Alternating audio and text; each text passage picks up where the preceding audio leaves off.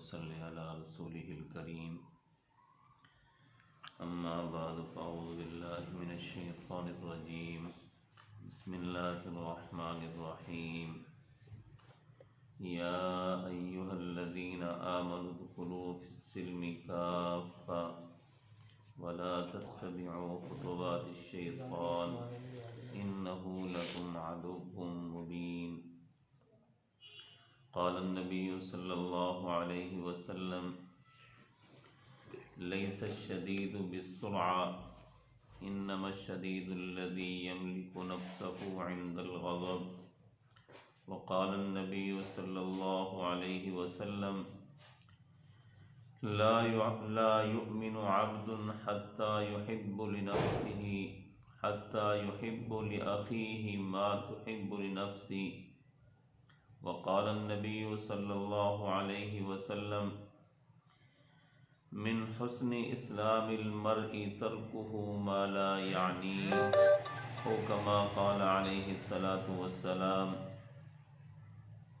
صدق الله العظيم وصدق رسوله النبي الكريم ونحن على ذلك لمن الشاهدين والشاكرين والحمد لله رب العالمين. محترم معززات، مائیں، بہنیں، بیٹیاں اور دیگر مستورات اور سامعین حضرات، قرآن پاک کی ایک آیت اور اللہ کے پیارے نبی صلی اللہ علیہ وسلم کے ارشادات عالیہ میں سے 3 فرمان گرامی تلاوت کیے گئے ہیں۔ آج ہم یہاں بزم درس قرآن کے تحت ایک درس قرآن میں موجود ہیں۔ اللہ رب العزت سے دعا ہے اللہ ہمیں اپنے دین کی صحیح سمجھ بوجھ نصیب فرمائے اور اس پر زندگی بھر عمل کرنے کی توفیق نصیب فرمائے۔ قرآن پاک کی آیت میں اللہ کے پیارے نبی صلی اللہ کی طرف سے اپنے پیارے محبوب صلی اللہ علیہ وسلم کو یہ حکم ہوا کہ آپ اپنی امت کے لوگوں کو، میرے بندوں کو یہ بات سمجھا دو، ان کو یہ اعلان سنا دو کہ اے ایمان والو، مرد ہوں یا عورت، مستورات ہوں، جوان ہوں یا بوڑھے ہوں، سب کو اللہ رب العزت کی طرف سے یہ حکم ہے ادخلوا فی السلم کافہ، کہ پورے کے پورے دین میں داخل ہو جاؤ۔ اللہ نے دین کے جتنے بھی احکامات عطا فرمائے ہیں ان تمام احکام پر عمل کرنا ہر مسلمان کا، خواہ وہ مرد ہے یا عورت، ہر ایک پر لازم ہے کہ وہ اللہ اور اللہ کے رسول صلی اللہ علیہ وسلم کے تمام احکام و ارشادات پر عمل کرے۔ اور دین اسلام پر عمل پیرا ہونا دنیا میں بھی انسان کو راحت اور سکون عطا کیے جاتا ہے، اور آخرت میں بھی اللہ رب العزت کی رضا اور خوشنودی حاصل ہوگی اس انسان کو جو کامل طریقے سے دین اسلام کے تمام اصولوں پر عمل کر رہا ہے۔ اللہ کے پیارے نبی صلی اللہ علیہ وسلم نے اپنے ارشاد میں فرمایا لیس الشدید بالسرعہ انما الشدید الذی یملک نفسہ عند الغضب او کما قال علیہ الصلاۃ والسلام۔ اللہ کے پیارے نبی صلی اللہ علیہ وسلم ارشاد فرماتے ہیں بہادر کون ہے؟ بہادر انسان کی، پہلوان انسان کی، طاقتور انسان کی اللہ کے نبی صلی اللہ علیہ وسلم نے تعریف فرمائی اور بتلایا کہ طاقتور اور بہادر انسان کون ہے۔ ہمارے ہاں تو عام معاشرے میں اسی کو طاقتور سمجھا جاتا ہے جو دوسروں سے لڑائی جھگڑے میں غالب آ جائے، طاقت میں ان سے زیادہ ہو، اس کو ہم کرتے ہیں کہ یہ آدمی بہادر ہے، یہ آدمی طاقتور ہے۔ اللہ کے پیارے نبی صلی اللہ علیہ وسلم نے فرمایا بہادر وہ نہیں، لیس الشدید بالسرعہ، جو دوسرے انسان کو کشتی میں، طاقت میں، لڑائی جھگڑے میں پچھاڑ دے، وہ طاقتور نہیں، بلکہ طاقتور وہ انسان ہے انما الشدید الذی یملک نفسہ عند الغضب، کہ جب بندے کو کسی بھی ناگوار بات پر غصہ آئے تو اس غصے کو کنٹرول کر لینے والا انسان اللہ کے ہاں، اللہ کے نبی صلی اللہ علیہ وسلم فرماتے ہیں کہ وہ بہادر انسان ہے۔ اپنے نفس پر کنٹرول کرنا، اپنی ذات پر کنٹرول کرنا۔ ظاہر ہے انسان دنیا میں زندگی گزار رہا ہے تو ہر وقت اور ہر کسی کی طرف سے اس کے لیے اس کی چاہت اور اس کی منشا کے مطابق تو کوئی بھی بات اور کوئی بھی کام نہیں ہوتا۔ عام طور پر ایسا ہو جاتا ہے، اس کے مزاج کے خلاف کوئی بات ہو گئی، اس کی منشا کے مطابق نہ ہوا کوئی کام، کہا کچھ تھا ہو کچھ گیا۔ اب اس پر طبعی طور پر انسان کی طبیعت میں غصہ آنا ایک فطری چیز ہے، لیکن اس غصے کو کنٹرول کرنے والا انسان، اللہ اور اللہ کے پیارے نبی صلی اللہ علیہ وسلم ارشاد فرماتے ہیں کہ یہ آدمی بہادر ہے، یہ آدمی طاقتور ہے، یہ آدمی پہلوان ہے جو اپنے غصے کو کنٹرول کر رہا ہے۔ اب دیکھیے غصے کو کنٹرول نہ کرنے سے جو مسائل کھڑے ہوتے ہیں، جو پریشانیاں بعد میں بنتی ہیں، وہ معاشرے میں بالکل معروف و مشہور ہیں۔ ظاہر ہے غصے میں کوئی بات کہہ دے گا یا کوئی قدم اٹھا لے گا تو اس کی وجہ سے پوری زندگی بسا اوقات پچھتاوا رہ جاتا ہے، اور وہ کہاوت مشہور ہے، اس پر عمل پیرا ہو جاتا ہے انسان کہ لمحوں نے خطا کی صدیوں نے سزا پائی۔ بسا اوقات تھوڑی سی بات ایک لمحے کے لیے اگر آدمی برداشت نہیں کر رہا، اس کا نقصان اتنا ہو جاتا ہے کہ پوری زندگی انسان پچھتاتا رہتا ہے۔ تو اللہ کے نبی صلی اللہ علیہ وسلم نے ہمیں اس حدیث پاک میں ارشاد میں یہ بات بتلائی کہ آدمی کو اپنے غصے پر اور ناموافق کیفیت میں اپنی طبیعت پر کنٹرول کرنا چاہیے۔ اور دیکھیے ہم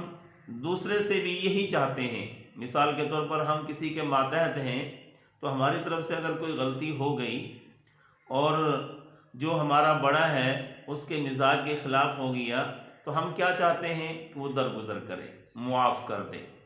اور اللہ رب العزت کی ذات اقدس سے بھی ایمان والا بندہ مسلمان یہی چاہتا ہے کہ ہماری غلطیوں کو اللہ معاف فرما دے، ہماری خطاؤں کو اللہ معاف فرما دے۔ تو جس طریقے سے ہم دوسروں سے یہ چاہتے ہیں، کم از کم ہمیں بھی اسی کو اپنی زندگی میں ڈھالنا چاہیے، اسی کا مجسمہ بننا چاہیے کہ جب بھی کوئی ایسی ناگوار بات ہو جائے، کوئی ایسی خلاف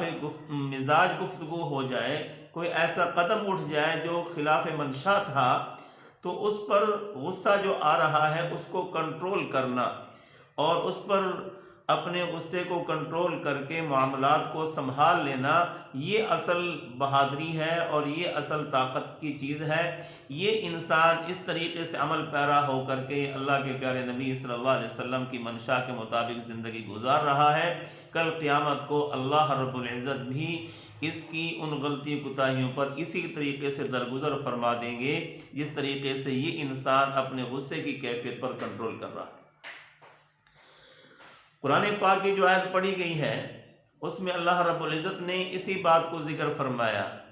یا ایھا الذین آمنوا، اے ایمان والو، مرد عورت سب کو خطاب ہے، ادخلوا فی السلم کافہ، پورے کے پورے دین میں داخل ہونا۔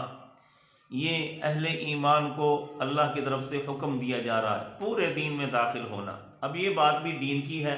کہ غصے کی حالت میں غصے کو کنٹرول کرنا اور مد مقابل کو معاف کر دینا، درگزر کر دینا اس سے، یہ دین کی بات ہے۔ تو دین پر عمل پیرا ہونا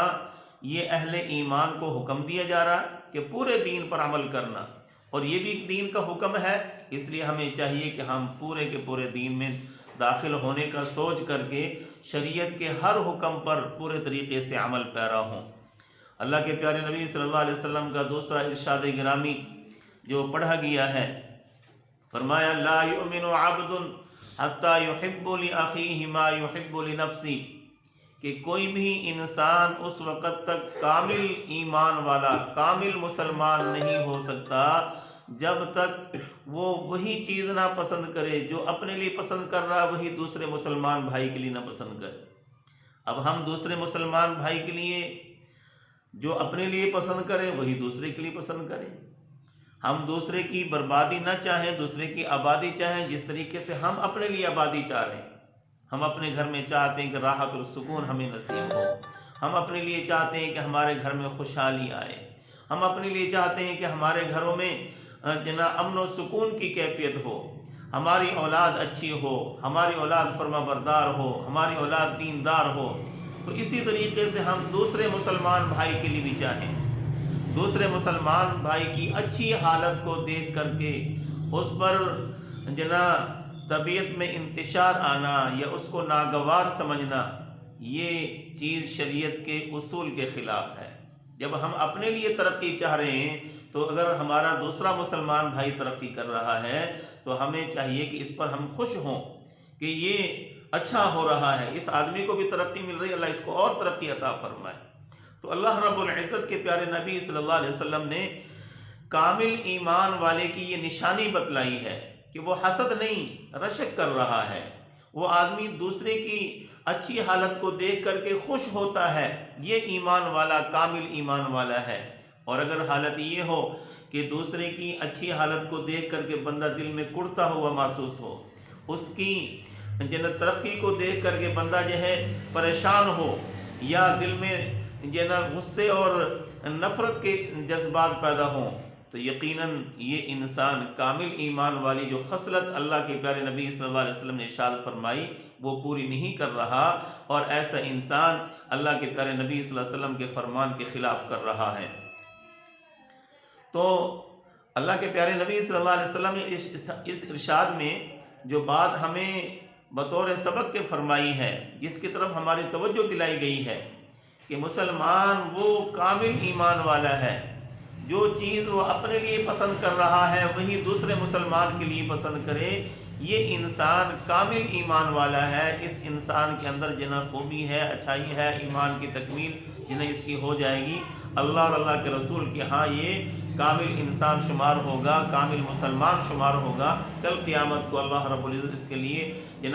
جنت کے نعمتوں کا فیصلہ فرمائیں گے اور اس کے لیے اپنی رضا کے فیصلے ہوں گے۔ تو دوسرے مسلمان بھائی کے لیے اچھی سوچ رکھنا، مثبت سوچ رکھنا، اس کی اچھی کیفیت کو دیکھ کر کے حسد میں مبتلا نہ ہونا اور اپنے دل میں اس کے لیے برے جذبات نہ رکھنا، یہ ایمان والوں کی نشانی ہے۔ خصوصاً آج کے دور میں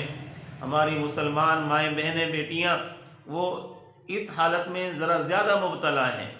کہ دوسرے کی اچھی حالت کو دیکھ کر کے پریشان ہو جاتی ہیں۔ پریشان نہیں ہونا چاہیے بلکہ اس مسلمان کے لیے اور دعا کرنی چاہیے، مزید ان کو ترقی عطا فرمائے۔ اور حدیث پاک میں ہے کہ جب بندہ دوسرے کے لیے اچھی دعا کرتا ہے تو اللہ رب العزت کی طرف سے اس کے لیے بھی اس نعمت کے فیصلے ہو جاتے ہیں۔ اس لیے ہمیں چاہیے کہ اللہ کے پیارے نبی صلی اللہ علیہ وسلم کی منشا اور فرمان کے مطابق زندگی گزارنے کا عہد مصمم کر لیں کہ جو اللہ کے نبی صلی اللہ علیہ وسلم نے ارشاد فرمایا کہ جو اپنے لیے پسند کرنا ہے وہی دوسرے مسلمان بھائی کے لیے، مسلمان بہن کے لیے، مسلمان خاتون کے لیے وہی پسند کرنا ہے، اور یہی ایمان کی تکمیل کی نشانی ہے، ایمان کے اور اسلام کے کامل ہونے کی نشانی ہے۔ اللہ کے پیارے نبی صلی اللہ علیہ وسلم نے تیسرے فرمان میں ارشاد فرمایا، من حسن اسلام المرء ترکہ ما لا یعنی، جن چیزوں کا انسان کو فائدہ نہیں، بیکار بے مقصد چیزیں، ان کو چھوڑ دینا، یہ مسلمان کے اسلام کی اچھائی اور خوبی ہے۔ آج ہم لا یعنی باتوں میں اپنا وقت بھی برباد کرتے ہیں اور اپنا پیسہ بھی برباد کرتے ہیں۔ اپنا وقت تو اس طریقے سے ضائع کرتے ہیں کہ بیکار، جس کا کوئی نہ دین کا نہ دنیا کا کوئی مقصد نہیں، ہم اس میں لگے ہوئے ہوتے ہیں، وقت بھی لگ گیا اور بس اوقات پیسہ بھی خرچ کیا جا رہا ہے۔ اللہ رب العزت نے جتنی نعمتیں انسان کو عطا فرمائی ہیں ان نعمتوں کو اس طریقے سے استعمال کرنا جس طریقے سے اللہ رب العزت اور اللہ کے پیارے نبی صلی اللہ علیہ وسلم نے ارشاد فرمایا ہے تو یہ انسان کے لیے مفید ہے۔ اور اگر ان چیزوں کو استعمال اس طریقے سے کرنا جس طریقے سے اللہ کے پیارے نبی صلی اللہ علیہ وسلم نے ارشاد نہیں فرمایا، اجازت نہیں دی، تو ایسی چیز کا غلط استعمال یہ اس کی نعمت کی ناقدری بھی ہے، اور اسی طریقے سے انسان کا قیمتی وقت جو ہے وہ ضائع ہونا بھی ہے۔ اب اس میں ہم بہت سارے مسائل میں اسی طریقے سے مبتلا ہیں، خصوصاً آج کا ہمارا جو قیمتی وقت ہے اس کو ضائع کرنا، یہ ایک آلہ موبائل کا جو ہمیں مل گیا ہے، اس کے ذریعے سے ہم اپنا قیمتی وقت بیکار چیزوں میں ضائع کرتے ہیں، بے فائدہ بے مقصد چیزوں میں ضائع کرتے ہیں۔ حالانکہ یہ چیز نعمت ہے اگر اس کو بامقصد استعمال کیا جائے، اور اگر اس کو بے مقصد استعمال کیا جائے تو یقیناً یہ چیز جو ہے نا ہمارے لیے نقصان دہ ہے اور تباہی کا اور بربادی کا ذریعہ بھی بنتی ہے۔ آج کل عمومی طور پر یہ وبا عام ہے کہ اس آلہ کے ذریعے سے ہم ایسی چیزوں کو دیکھتے ہیں جن کا کوئی فائدہ نہیں، کوئی مقصد نہیں، کسی قسم کا جنا اس سے کوئی انسان کو دینی دنیاوی فائدہ حاصل نہیں ہو رہا ہوتا، لیکن ہم محض ذہنی چسکا اور ذہنی چاہت کو جو ہے لے کر کے اس کو دیکھ رہے ہوتے ہیں، تو اس کے ذریعے سے ہمارا وقت بھی ضائع ہوتا ہے، بسا اوقات نماز بھی رہ جاتی ہے، بسا اوقات بڑوں کی کہنے کی اور بڑوں کے کرنے کا جو کام ہوتا ہے وہ بڑوں نے کہا، لیکن ہمیں ان چیزوں کی مشغولیت کی وجہ سے وہ یاد نہیں رہتی، اور اس طریقے سے ہم جو ہے ان چیزوں میں پڑھ کر کے اپنے بڑوں کے نافرمان بھی بن جاتے ہیں۔ تو اللہ رب العزت کے پیارے نبی صلی اللہ علیہ وسلم نے ارشاد فرمایا کہ انسان کے اسلام اور ایمان کی خوبی اور اچھائی یہ ہے کہ بیکار اور بے فائدہ چیزوں میں اپنا وقت ضائع نہ کریں، ان چیزوں کو اپنے آپ سے دور رکھیں اور ان میں مشغول نہ ہوں۔ یہی انسان کے لیے مفید ہے، دنیا میں بھی آخرت میں بھی، وگرنہ انسان کو جو اس کا اصلی دشمن ہے وہ ورغلا رہا ہے، اور اللہ رب العزت نے قرآن پاک میں جا بجا اس دشمن سے ہوشیار رہنے کا اہل ایمان کو حکم دیا ہے۔ چنانچہ اس آیت میں بھی جو پڑھی گئی ہے آیت، اس میں بھی اللہ کے پیارے نبی صلی اللہ علیہ وسلم یہی ارشاد، اللہ کی طرف سے یہی ارشاد ہے اپنے پیارے محبوب صلی اللہ علیہ وسلم کو کہ آپ لوگوں کو یہ بتلائیں، یا ایھا الذین آمنوا ادخلوا فی السلم کافہ ولا تتبعوا خطوات الشیطان، شیطان کے کہنے میں نہ چلنا، انہ لکم عدو مبین، وہ تو تمہارا کھلا دشمن ہے۔ عام طور پر ایسا ہوتا ہے کہ ایک طرف ایک نیک عمل کیا جا رہا ہے، لیکن اس کے کرتے ہوئے بسا اوقات دوسرا جو ہے نا فرض عمل چھوٹ جاتا ہے۔ ایک اچھے کام میں لگے ہوئے نے، شیطان نے جنا دھوکہ میں ڈال دیا، جناب تو اچھا کام ہی تو کر رہا ہے۔ جیسے کہ عام طور پر آج ہمارے جنا مسلمان بھائی اس مرض میں مبتلا ہیں، دکان پر بیٹھے ہیں، نماز نہیں پڑھی جا رہی، جماعت کے لیے جا نہیں سکتے، کاروبار کر رہے ہیں، ہم دکان پر بیٹھے ہوئے ہیں، تو اس طریقے سے نماز رہ جاتی ہے، ہمارے فرائض رہ جاتے ہیں۔ تو یہ شیطان ایک اچھا بہانہ ذہن میں ڈالا کہ جی میں رزق حلال کما رہا ہوں۔ بھئی جس رزق کے کماتے ہوئے اللہ کا حکم ٹوٹے، وہ رزق حلال کیسے رہ جائے گا؟ اس میں تو حرام کی آمیزش ہو جائے گی۔ اس لیے شیطان کے بہکاوے میں اپنے آپ کو بچایا جائے۔ آج عام طور پر ہماری محفلیں، خصوصاً ہماری مائیں بہنیں جہاں بھی بیٹھی ہوتی ہیں، تو تیسرے فریق کی بات چل پڑتی ہے، اور اس کو کوئی برا بھی نہیں سمجھا جاتا، حالانکہ یہ غیبت ہے، اور غیبت بہت بڑا گناہ ہے، بہت بڑا گناہ ہے۔ شریعت نے اس کو بڑے گناہوں میں شمار کیا ہے، اور ہمارے ذہنوں میں کیا بات شیطان نے گھسا دی، جی میں غلط بات تو میں نے نہیں کہی، اس میں یہ برائی موجود ہے،